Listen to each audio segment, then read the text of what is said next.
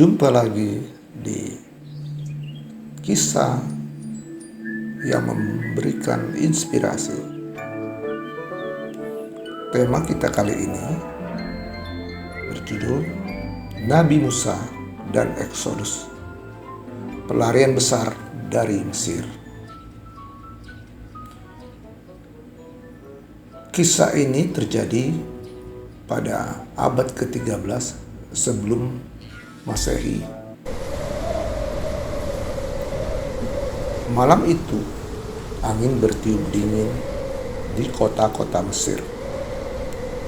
Di balik bayang-bayang istana Firaun, tangisan para budak Bani Israel terdengar lirih, berbaur dengan dentingan rantai dan suara cambuk yang menyesalkan.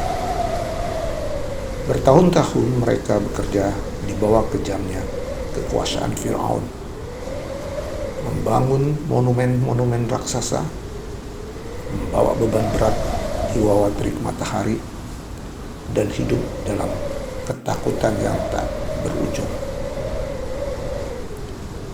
Di tengah penindasan itu, seorang pria berdiri tegak, Musa, utusan Allah yang dipilih untuk membebaskan kaumnya dari belenggu perbudakan. Panggilan dari Tuhan. Musa berjalan perlahan di lereng Gunung Sinai. Rasa lelah masih melekat di tubuhnya setelah bertahun-tahun hidup sebagai pengembala di Madian. Tiba-tiba matanya menangkap kilatan cahaya aneh di kejauhan.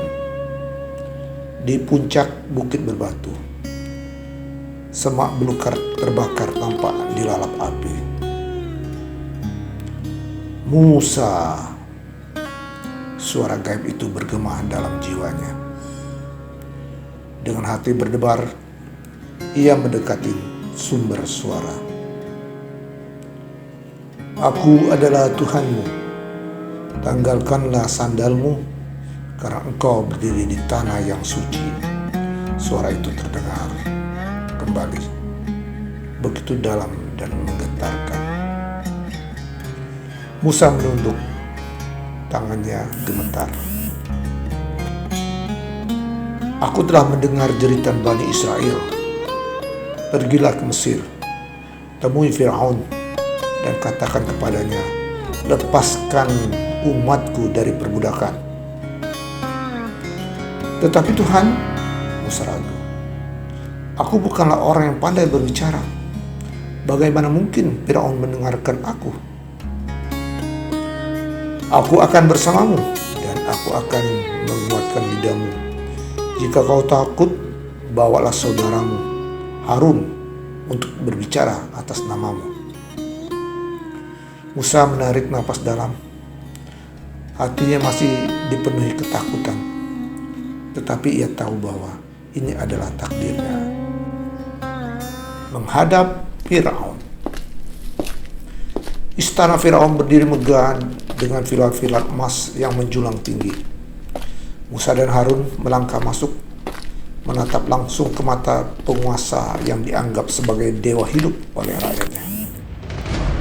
Firaun, Tuhan semesta alam memerintahkanmu untuk melepaskan Bani Israel dari perbudakan. Suara Harun menggema di dalam aula besar. Firaun tertawa keras. Tuhan, siapa Tuhanmu itu? Aku tidak mengenalnya. Tidak ada yang berkuasa di Mesir kecuali aku. Musa mengangkat tongkatnya, lalu melemparkannya ke lantai. Dalam sekejap, tongkat itu berubah menjadi ular yang menggeliat ganas. Para penyihir istana Firaun maju, melemparkan tongkat mereka yang juga berubah menjadi ular-ular kecil. Namun dalam hitungan detik, ular Musa menelan mereka semua. Wajah Firaun mengeras. Tidak ada yang boleh melawan kehendak Bani Israel. Tidak akan pergi kemana. 10 tulah. Dengan keengganan Firaun yang keras kepala, Tuhan menurunkan bencana demi bencana ke tanah Mesir. Air sungai Nil berubah menjadi darah, membunuh ikan-ikan, dan mencemari sumber air mereka. Katak melompat keluar dari sungai dan memenuhi setiap rumah. Lalat-lalat berkerumun dalam jumlah tak terhitung, menyebarkan penyakit. Hujan batu berjatuhan, menghancurkan ladang-ladang yang tersisa. Namun Firaun tetap tidak bergeming. "Aku tidak takut pada Tuhanmu," teriaknya setiap kali Musa memperingatkan. Akhirnya Tuhan mengirimkan tulah yang terakhir, kematian anak sulung. Malam itu malaikat maut melewati seluruh Mesir. Tangisan dan jeritan mengoyak malam, sebab setiap rumah Mesir kehilangan putra sulung mereka, termasuk putra mahkota Firaun sendiri. Di pagi hari, Firaun akhirnya menyerah. "Pergilah, ambillah rakyatmu, dan tinggalkan Mesir," katanya dengan wajah pucat dan penuh ketakutan. Membelah Laut Merah. Di bawah bintang-bintang, Musa memimpin ribuan Bani Israel keluar dari Mesir. Mereka berjalan dengan harapan baru, meninggalkan rantai perbudakan. Namun tak lama setelah mereka pergi, Firaun berubah pikiran. "Tidak, aku tidak akan membiarkan mereka pergi begitu saja." Dengan amarah membara, ia mengerahkan pasukan kereta perangnya dan mengejar mereka. Ketika Bani Israel tiba di tepi Laut Merah, ketakutan melanda mereka. Di depan mereka terbentang lautan luas. Di belakang, pasukan Firaun semakin mendekat. "Musa, apa yang harus kita lakukan?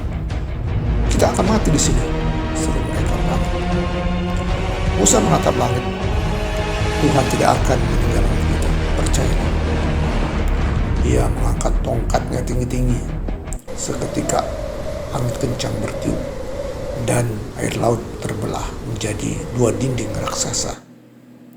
Di antara dinding air itu terbentang jalan kering. Dengan tergesa, Bani Israel melarikan diri melintasi dasar laut.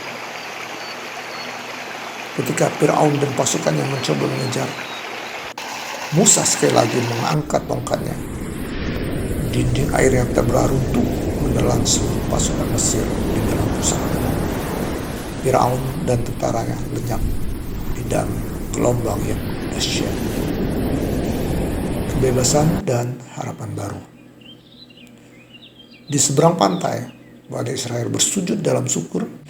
Mereka menangis, bernyanyi, dan menari, merayakan kebebasan mereka.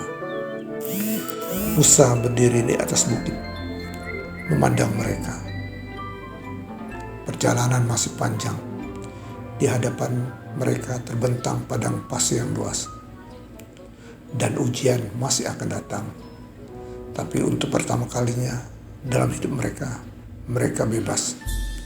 Dan dengan keyakinan mereka, mereka melangkah menuju tanah yang dijanjikan. Dari kisah eksodusnya Bani Israel dari Mesir, kita mendapatkan satu hikmah bahwa kegigihan dalam menghadapi ketidakadilan dan kepercayaan kepada tujuan mulia membawa kebebasan dan harapan bagi banyak orang. Demikian kisah inspiratif kita kali ini. Semoga dapat menjadi sesuatu yang dapat dipetik pelajaran bagi kita. Sampai jumpa pada kisah yang memberikan inspirasi selanjutnya.